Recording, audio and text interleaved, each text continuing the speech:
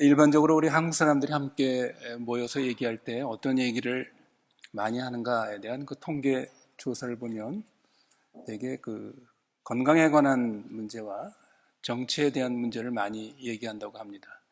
그러나 그것도 많이 달라지지 않았습니까? 요즘에 우리 한국 사회가 워낙 이 보수와 진보로 그 진영이 워낙 첨예하게 갈라져 있어서 요즘에는 뭐 친구들 사이에서도 정치 얘기를 안 한다고 그러죠. 심지어 가정에서도, 가족들 간에도 그런 얘기는 안 한다고 그럽니다. 그러나 이 건강에 대한 이 주제는 여전히 우리 한국 사람들만이 아니죠.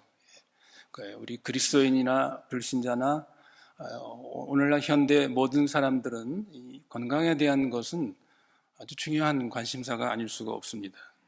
왜 그렇습니까? 우리가 만일 건강을 잃고 어떤 병을 얻어서 침대에 꼼짝없이 누워있다고 생각해 보십시오.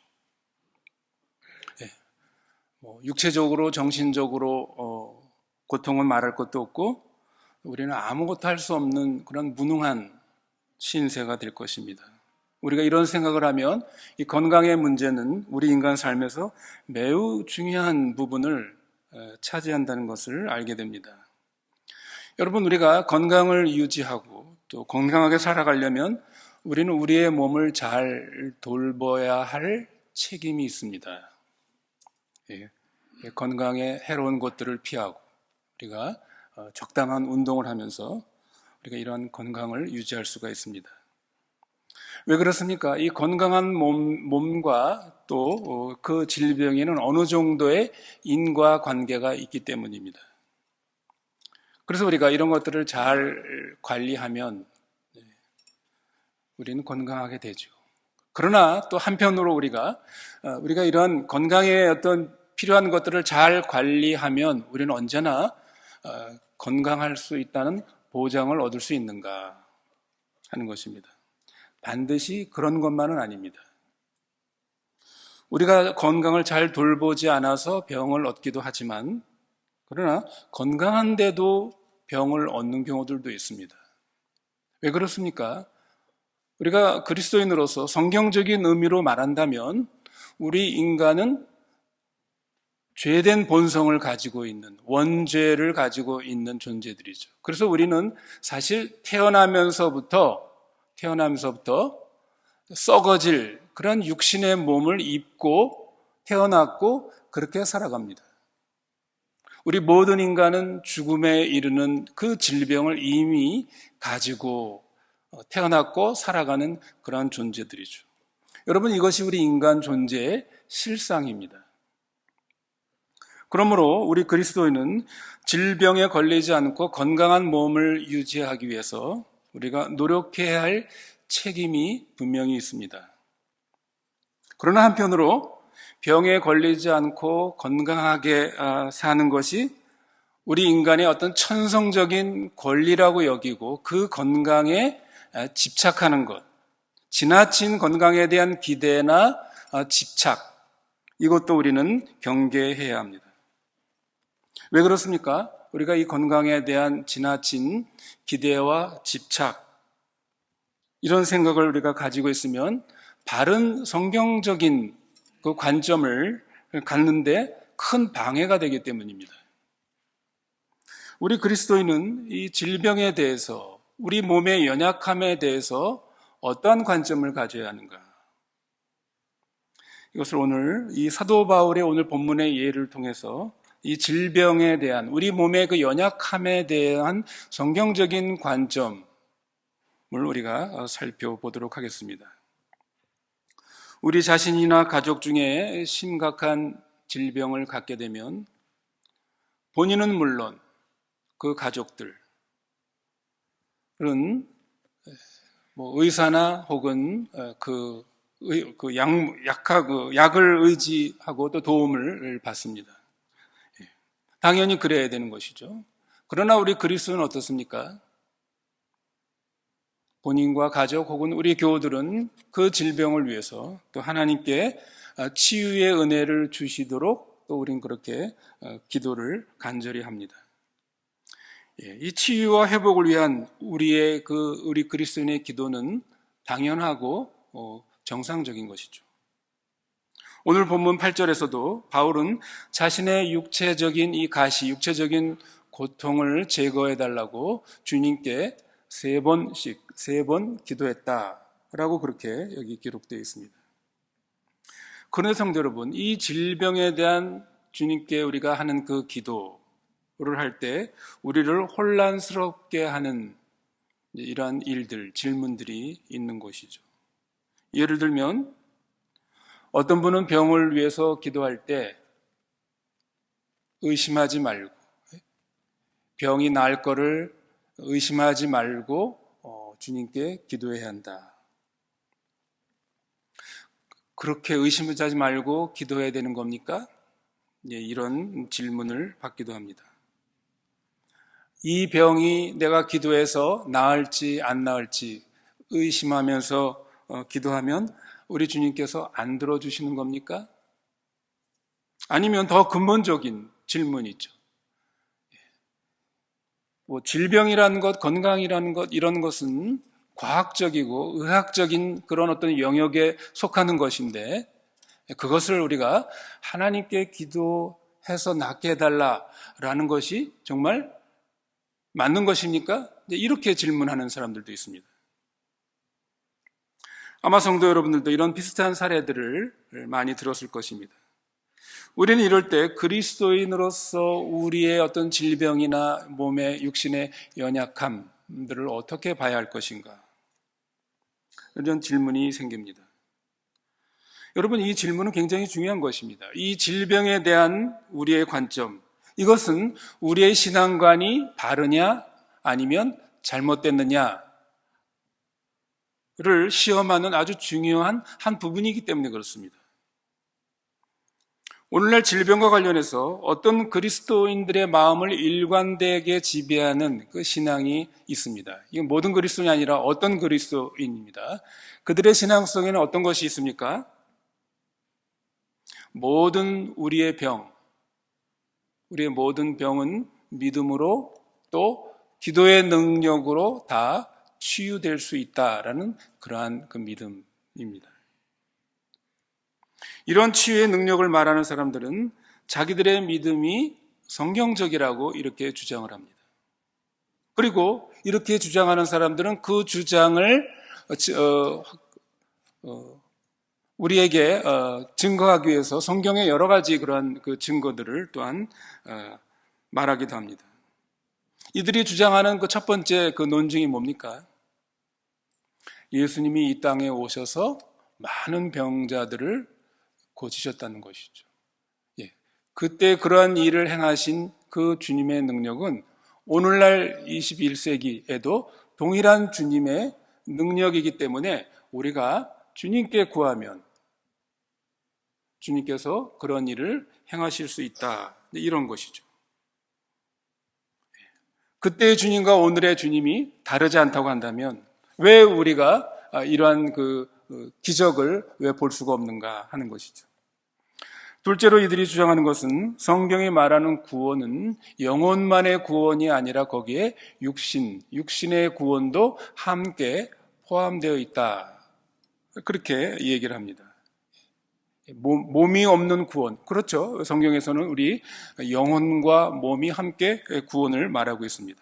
그러니까 이 몸의 어떤 그 회복, 치유 이런 것들을 전제하지 않는 이 현실적인 구원이라는 것은 그것은 비성경적이다라고 그렇게 주장하는 것입니다.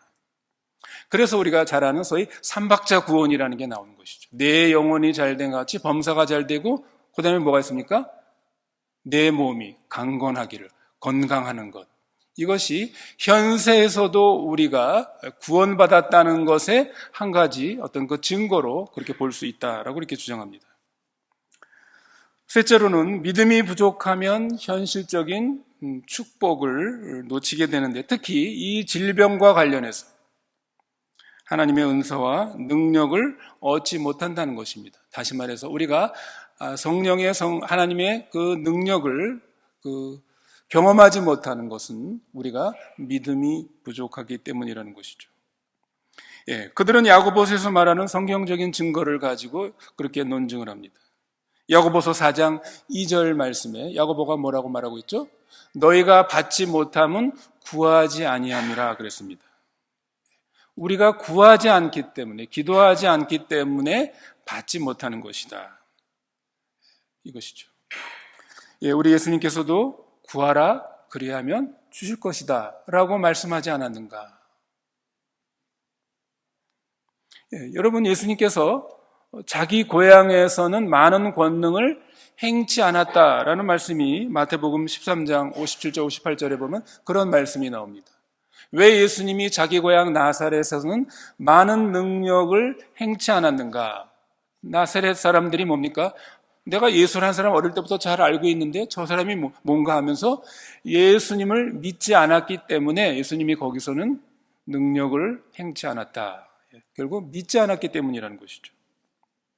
이런 근거를 제시하는 것입니다. 이렇게 주장하는 사람들의 근거는 다 사실입니다. 하나님의 뜻이면 이런 일들이 오늘날에도 충분히 일어날 수 있을 것입니다.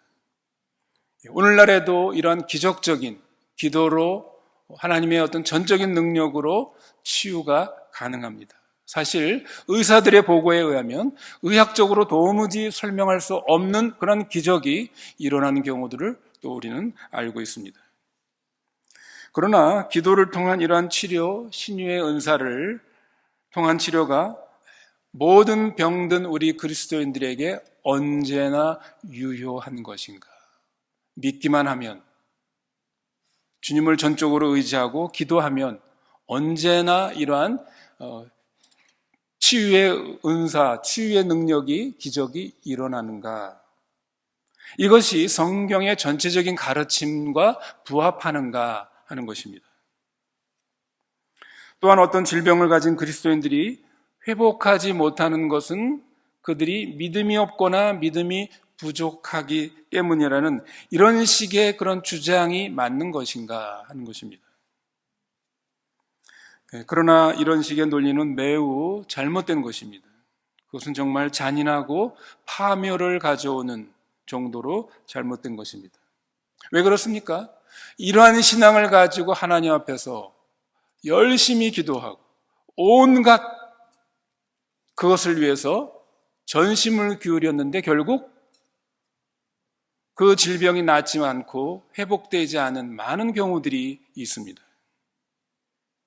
그럴 때 그 사람이 가진 그 절망감이라는 것, 상실감이라는 것, 더욱이 그것을 통해서 하나님으로부터 내가 버림을 받은 것은 아닌가. 이것은 참으로 참 끔찍한 일이 아닐 수가 없습니다. 가뜩이나 질병으로 고통과 정신적으로 육체적으로 아주 날카로워진 이러한 마음 속에 결국 그 질병이 회복되지 않았을 때 내가 믿음이 없다, 아직도 믿음이 부족하기 때문이다 라고 그런 원인을 이유를 댔을 때 그 사람에게 이건 굉장한 큰 어려움이 아닐 수가 없는 것입니다. 그러면 이렇게 이 현세에서도 우리가 믿음이 있고 기도를 통해서 모든 신자의 질병은 이런 치유의 기적이 가능하다라고 주장하는 이 주장에 대해서 우리가 어떻게 생각해야 되는가? 우리는 이 주장들에 대해서 좀 더 깊이 생각할 것이 있습니다. 첫째로 주님의 능력은 AD 1세기나 지금이나 사도행전의 사도들의 그러한 그 기적을 행할 당시와 지금과 그 주님의 능력, 성령의 능력은 동일합니다. 변치 않는 것이죠. 그건 맞습니다. 그러나 여러분, 주님께서 이 땅에 오셔서 치유의 사역을 하신 그 의미가 무엇인가를 우리가 제대로 알지 못하면 이런 오해를 갖게 되는 것이죠. 여러분, 주님이 이 땅에 오셔서 치유의 사역을 하신 그 이유가 무엇이었습니까? 단지 그 병든 자들에 대한 불쌍함, 국률함 때문에 한 것입니까? 물론 그것이 들어있었습니다. 그러나 가장 중요한, 더 중요한 동기와 목적이 뭐였습니까? 그 병든 자를 고치면서 예수님 자신이 누구인가, 예수님에 대한 정체성을 알리기 위한 것이었죠. 그게 뭐였습니까? 예? 나사렛에서 자라난 그냥 일반 우리들과 똑같은 그 정도의 인간, 좀 더 잘 보면 뭐 선지자 정도? 이 정도로 알고 있는 그 예수라는 존재가 그런 놀라운 기적을 행함으로 말미암아 예수님이 누구라는 것입니까?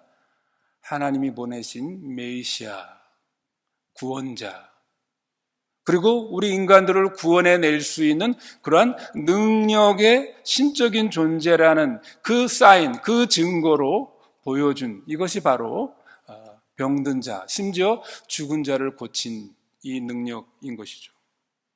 그러니까 예수님의 이 치유의 사역은 단순히 병든 자를 불쌍히 여기서 고치신 것이 아니라 예수님 자신이 누구인가를 나타내기 위한 사인으로 보여주신 것입니다.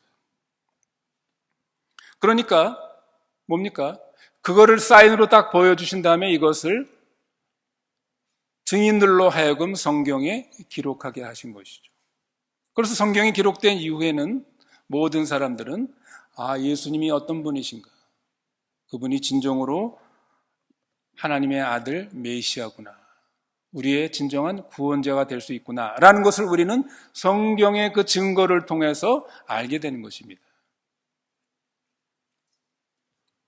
그러므로 1세기에 나타났던 그러한 치유의 기적이 동일하게 21세기에 나타나서 예수님의 능력을 나타낼 필요가 없다는 것입니다.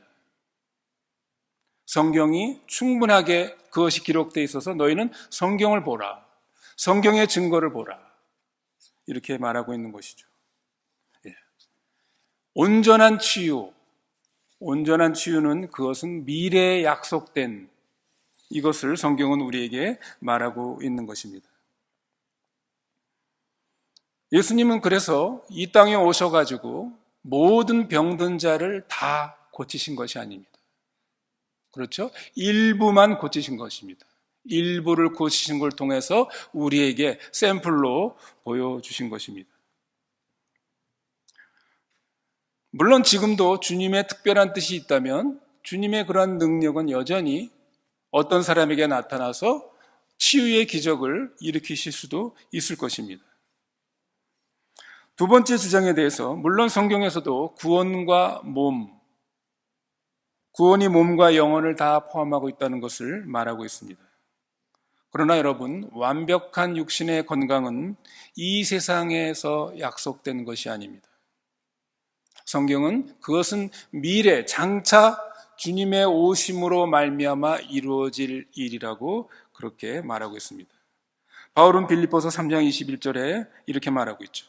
그가 만물을 자기에게 복종케 하실 수 있는 자의 역사로 우리의 낮은 몸을 자기 영광의 몸의 형체와 같이 변하게 하시리라. 질그릇 같은 우리의 이 연약한 이 육신, 이 몸이 언제요? 장차 나타날 그 부활의 영광스러운 그날에 우리의 몸도 변화될 것을 말씀하고 있습니다. 그러므로 이 완전한 육체의 복락이라는 것은 구원의 현실적인 축복이라기보다는 뭡니까? 미래의 축복으로 제시되어 있는 것입니다. 세 번째 주장에 대해서도 믿음이 부족하면 축복을 놓친다. 이것은 물론 그런 사실이 있죠. 우리가 주님을 전적으로 믿고 의지해야 하나님이 주시고자 하는 것을 그 복을 받을 수가 있습니다. 그러나 여러분, 한편으로 언제나 우리가 믿음이 그러면 충분하면, 전적으로 믿으면 그 믿는 대로 다 이루어지는가 하는 것입니다. 여러분, 우리가 신약 성경 시대에 있어서조차도 믿음이 부족하다고 할 수 없는 사도들의 예를 들어보십시오. 사도들의 경우를 보십시오. 사도행전에 보면 사도들이 그 병을 고치는 놀라운 그 치유의 그 기적들이 일어난 것을 알고 있습니다. 사도들이 주님의 도구가 되어가지고 병든 자들을 고치는 이런 일들이 있었죠. 심지어 자기 자신에게도 큰 그러한 어떤 육신의 위험한 상황에서도 주님의 놀라운 은혜로 전혀 해를 당하지 않고 그런 위험으로부터 구원을 받은 예들이 있습니다. 우리가 잘 아는 사도행전 14장에 보면 바울은 루스드라에서 복음을 전하다 어떻게 하죠? 그 유대인들에게 돌에 쳐맞아 죽습니다. 그래서 어떻게 사람들이 그 죽은 바울을 성 밖에다 버리죠. 그런데 어떻게 됐습니까? 그 다음날 바울은 아무런 일이 없었던 것처럼 아주 건강한 몸으로 일어나서 다시 그 길을 걸어갔죠. 사도행전 28장에 보면 또 어떤 사건이 있습니까? 바울이 이제 죄수의 몸으로 로마로 가는 그 항해선을 탔다가 난파되면서 어느 섬에 갔습니까? 멜리데라는 지금의 그 몰타 섬이죠. 몰타 섬에 타선에서 가서 거기서 어떤 일이 벌어졌습니까? 독사에 물렸습니다. 바울이. 그런데 어떻게 해요? 그냥 손을 툭툭 털어 그 불에다 털어가지고 독사를 털어버렸죠. 그 원주민들이 어떻게 했습니까? 그 불을 보고 야 이건 신이다. 그 바울에게 막 절을 했죠. 바울은 독사에 물려도 전혀 해를 당하지 않는 이런 놀라운 기적을 경험합니다. 근데 여러분 참 신기한 것은 바울은 그의 믿음의 아들인 그 디모데가 굉장히 그 위장이 약하고 여러 가지 그 병들이 있었죠. 그럴 때 어떻게 바울은 디모데에게 권고합니까? 디모데전서 5장 23절에 이제부터는 물만 마시지 말고 뇌 비위와 자주 나는 병을 인하여 포도주를 조금씩 쓰라. 여러분 우리가 포도주를 마셔야 되겠죠? 내 그 약한 그 위장과 그를 위해서 포도주를 조금씩 쓰라, 마셔라, 먹어라 이거죠. 왜 바울은 여기서 디모데에게 내 그 질병을 위해서 하나님께 기도하여 치유의 은혜를 받으라 라고 그렇게 얘기하지 않고 포도주를 위해 포도주를 조금씩 써라 이렇게 얘기한 것입니까? 또한 빌립보에서 바울은 빌립보 교회가 바울의 그 선교지에 에바브로디도를 여러 가지 그 필요한 것들을 함께 보냈죠. 디도를 통해 가지고. 근데 디도가 바울에 왔을 때 큰 중병에 걸렸습니다. 그것 때문에 바울은 큰 마음에 얼마큼 근심이 있었는지 모릅니다. 그래도 바울은 그 디도를 위해서 하나님 앞에 어떤 치유의 기적을 보여달라고 그런 기도를 드리지 않았습니다. 더군다나 여러분, 오늘 본문에 바울 자신을 보십시오. 바울은 어땠습니까? 바울은 끝내 그의 평생 치료되지 않는, 회복되지 않는 육체적인 질병, 육체적인 가시를 지니고 살았습니다. 오늘 본문 7절 9절에서 바울은 진정한 우리의 의사, 치료자 되시는 주님께 3번씩 그 가시를 제거해 달라고 기도했다라고 그렇게 밝히고 있습니다. 그러나 결과는 어땠습니까? 치료되기를 간절히 바라고 기도했지만 그런 일은 일어나지 않았습니다. 성도 여러분, 우리는 이 대목을 면밀히 살필 필요가 있습니다. 왜냐하면 이것이 오늘 우리가 질병에 대한 우리의 육신의 연약함에 대한 성경적인 바른 관점을 갖는데 아주 좋은 본보기가 되기 때문입니다. 여기 육체의 가시는 고통의 이미지를 상징하는 것이죠. 바울의 신체적인 혹은 심리적인 그 조직 속에 박혀 있는 가시를 여러분 상상해 보십시오. 우리도 그렇지 않습니까? 손이나 발에 조그만한 그 가시가 박혀도 얼마나 고통스럽습니까? 얼마나 불편합니까? 그런데 아마도 바울이 가졌던 그 박힌 육체의 가시라는 것은 굉장히 견디기 어려운 고통스러운 질병이었던 것 같습니다.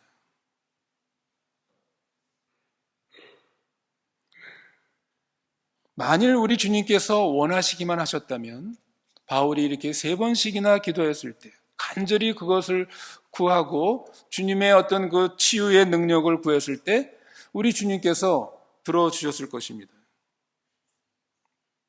즉석에서 바울의 이 고통, 가시를 뽑아 해결해 주셨을 것입니다. 그러나 바울은 고통을 평생 지니고 살았습니다. 하나님의 섭리로 그에게 주어진 그 가시는 나를 치는 사단의 사자라. 이 사자라는 말은 하수인이라는 말입니다.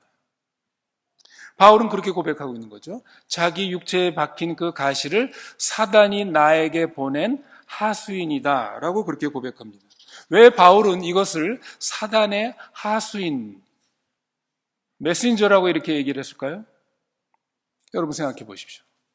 이것이 얼마나 바울의 그 믿음을 흔들려고 했는지라는 것을 우리가 추측해 볼 수가 있습니다.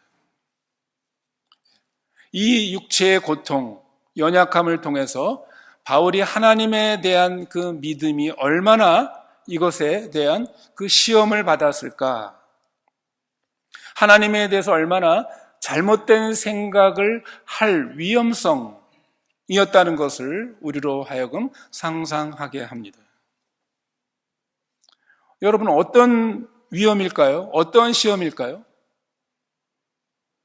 내가 주님을 위해서, 하나님의 나라를 위해서 내가 지금까지 얼마나 애쓰고 힘쓰고 나의 모든 것을 바쳐서 주님을 위해 하나님 나라에서 일한 나에게 왜 이러한 육체의 질병, 어려움, 고통을 주시는가? 또 그리고 이것을 왜 해결해 주시지 않는가? 나는 혹시 하나님께 속고 있는 것은 아닌가? 저는 이 얘기를 할 때마다 항상 C.S. 루이스의 생각이 납니다. C.S. 루이스가 아주 그 노총각이었죠. 노총각에 결혼을 합니다. 미국의 여류 시인과 결혼을 해서 한 3년간 살았나요? 아주 행복한 그 노총각이 행복한 결혼 생활 한 3년 정도 살다가 그 아내가 어떻게 해요? 암에 걸리게 되죠. 암에 걸려서 결국 죽게 됩니다. 그럴 때 이 C.S. 루이스가 쓴 유명한 책들이 있습니다. 고통의 문제, 그 다음에 관찰해본 슬픔, 이런 유명한 책들을 쓰게 되는데 거기서 C.S. 루이스가 그런 말을 합니다. 자기가 그때 그 심정, 그 아내가 3년 만에 죽은 그때 그 심정을 이 C.S. 루이스가 어떻게 얘기합니까? 마치 하나님이 고양이가 쥐를 잡아가지고 바로 잡아먹지 않고 갖고 놀다가 괴롭히다가 잡아 죽이는 이런 하나님에 대해서 이런 심정을 가졌다라고 그렇게 얘기를 합니다. 바울도 이런 생각을 가졌을 것 같습니다. 이런 어떤 그 위기에, 이런 시험에 들었을 것 같습니다. 내가 하나님을 위해서 얼마나 어떻게 봉사하고 헌신했는데 나에게 이런 고통을 해결해 주지 않는가. 그렇게 생각하며 영적 불만과 침체에 빠질 위험성이 있었던 것이죠.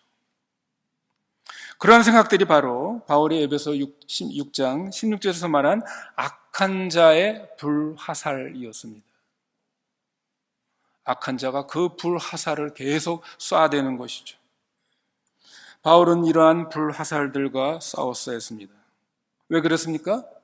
여전히 그가 주님께 기도했지만 그 육체의 가시, 고통이 제거되지 않고 남아 있었기 때문입니다.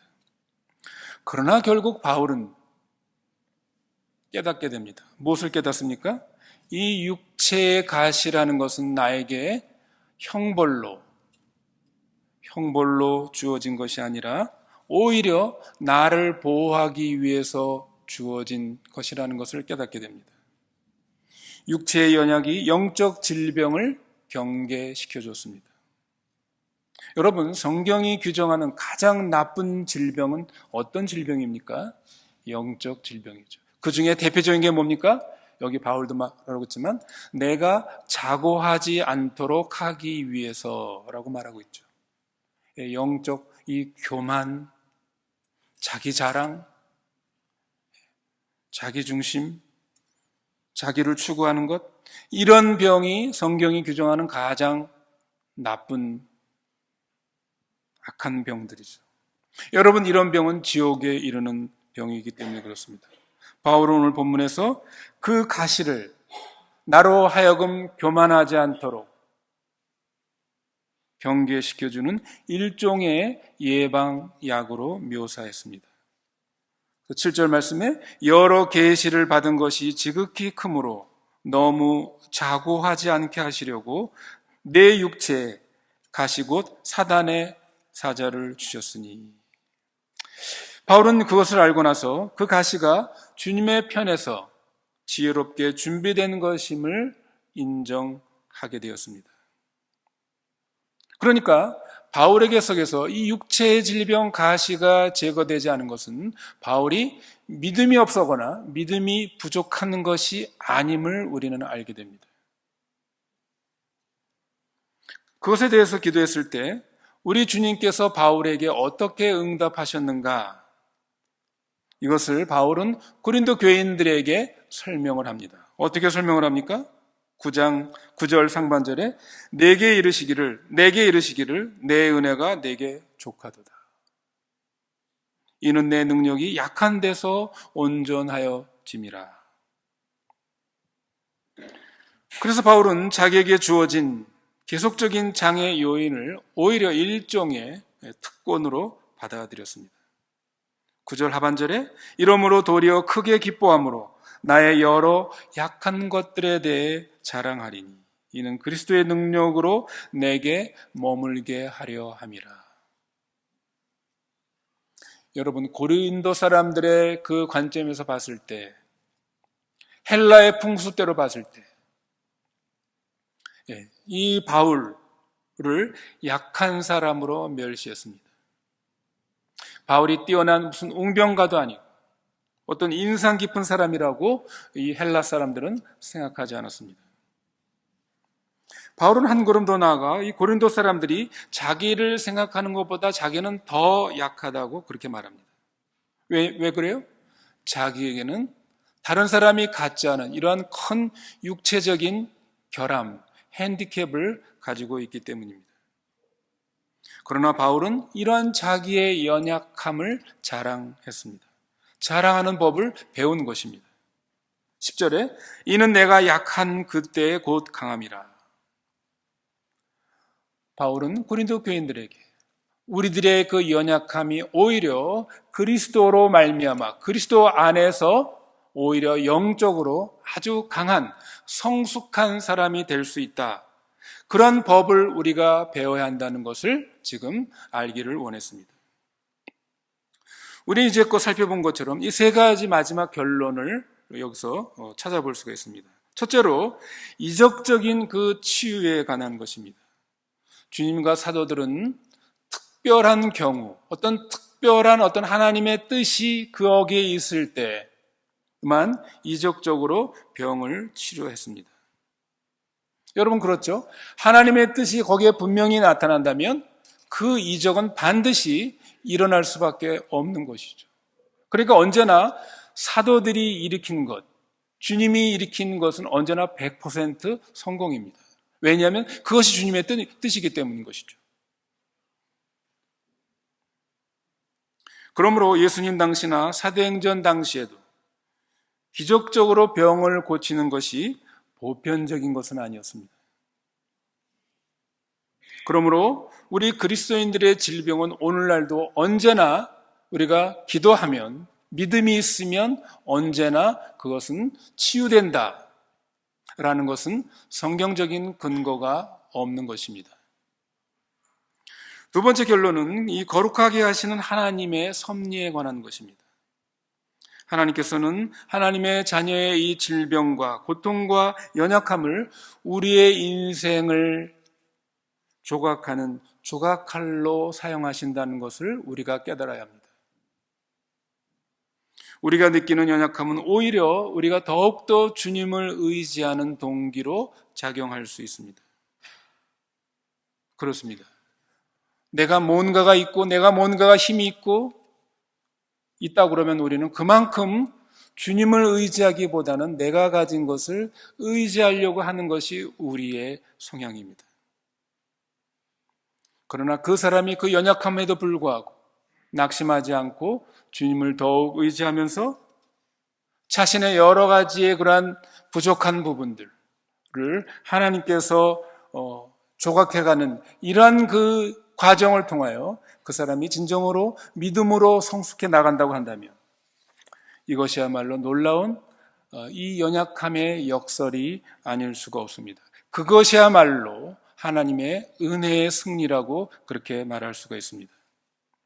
우리의 이러한 죄악적인 부족한 인격과 성품을 치료하는 일은 이러한 우리의 어떤 연약함과 육체의 질병을 통해서 하나님께서 우리를 다뤄가신다는 것을 생각할 때 우리의 연약함과 육체적인 질병은 반드시 우리가 이것이 꼭 나아야만 되는 것이 아니라는 것을 우리가 한편으로 생각하게 되는 것입니다.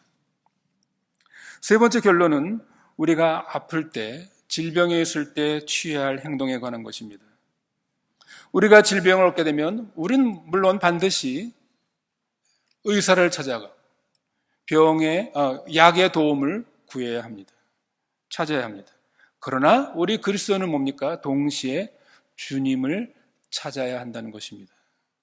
우리는 주님께 나아가 그 병든 일과 관계돼서 우리가 깨달아야 할 일들이 무엇인지, 우리가 격려받아야 될 것이 무엇인지, 또 우리가 책망받아야 될 것이 무엇인지, 이런 모든 것들에 대해서 우리는 주님께 나아가 그런 그것들을 우리는 배우고 깨달아야 합니다. 물론 우리는 바울이 처음 구했던 방식대로 육체의 가시가 제거되는 치유를 받을 수 있으면 또한 그것은 좋은 것이죠. 감사한 일입니다. 또 주님의 뜻이 있다면 우리는 여러 가지 육체적인 질병 가운데서 치유를 받을 수 있습니다. 그러나 우리는 한편으로 또 생각해야 될 것은 바울이 받은 형태로도 받을 수 있다는 것을 우리는 인정해야 합니다. 또 준비해야 합니다. 그러니까 우리는 두 곳에 다 문을 열어놔야 되는 것이죠. 하나님의 뜻이면 우리의 어떤 질병에 대해서 하나님께서 치유의 은혜를 베풀어 주실 수도 있고, 바울 같은 경우는 치유되지 않는 그 형태라 할지라도 하나님께서 그것을 통해서 우리에게 또한 어떠한 은혜를 주실 것인가, 이것들을 우리는 생각할 수가 있는 것입니다. 말씀을 맺습니다.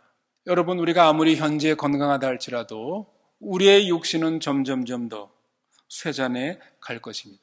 겉사람은 날마다 더 후패해 갈 것입니다. 우리의 육체가 연약해질 때 오늘 우리가 같이 생각한 이 바울의 연약함을 통해 주시는 이 은혜를 우리는 상기해야 합니다. 그리고 이것을 우리 자신에게 적용해야 합니다. 그래서 우리도 바울처럼 우리가 오히려 연약할 때 그리스도 안에서 나는 오히려 더 영적으로 강함을 나는 경험하고 있습니다. 이런 바울의 체험이 저희들의 체험이 되기를 바랍니다.